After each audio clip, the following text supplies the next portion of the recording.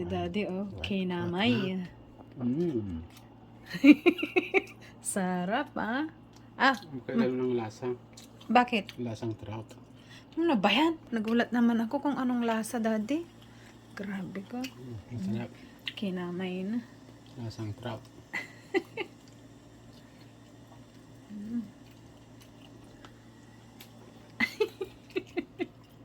Sige, ubusin mo na.